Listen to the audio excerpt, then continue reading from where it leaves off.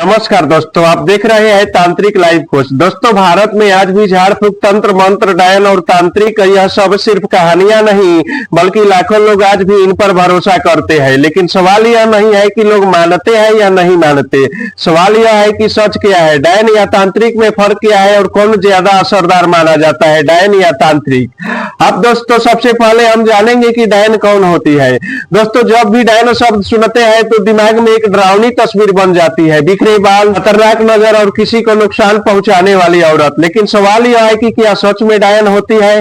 भारत में कई गांव और कई कस्बों में आज भी यह माना जाता है कि कुछ औरतों में बुरी शक्ति होती है जो बच्चों को बीमार कर सकती है, घर में कलह फैला सकती है या किसी की किस्मत खराब कर सकती है। लेकिन अगर गहराई में देखें तो ज्यादातर मामलों में डायन कोई जादुई इंसान नहीं होती बल्कि गलतफहमी का नतीजा होता है। अक्सर देखा गया है कि कोई अकेली, कोई विधवा या जो समाज से थोड़ा अलग हो उसे आसानी से डायन कह दिया जाता है। जब किसी गांव में बच्चा बीमार पड़ जाए, फसल खराब हो जाए या कोई अनहोनी हो जाए तो वजह खोजने के बजाय किसी इंसान को दोषी ठहरा दिया जाता है। यह है कि डायन खुद नहीं करती बल्कि लोग मान लेते हैं कि वही सारी परेशानियों की जड़ है और यही डर आगे चलकर तांत्रिकों के लिए रास्ता बनाता है।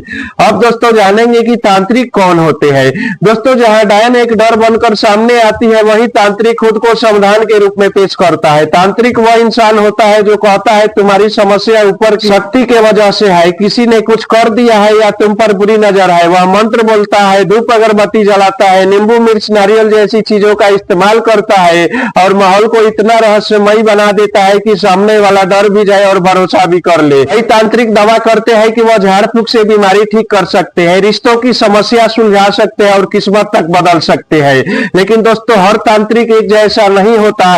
कुछ तांत्रिक लोगों की मजबूरी समझते हैं, उन्हें मानसिक तौर पर सुकून देते हैं तो वही कुछ डर को हथियार बनाते हैं, जल्दी समाधान का लालच देते हैं और बार बार पैसा या पूजा की मांग करते हैं। असल बात यह है कि तांत्रिक की ताकत मंत्रों में नहीं बल्कि लोगों के विश्वास और डर को पढ़ने की कला में होती है और यही वजह है कि झाड़ फूक कई बार असर करती हुई महसूस होती है।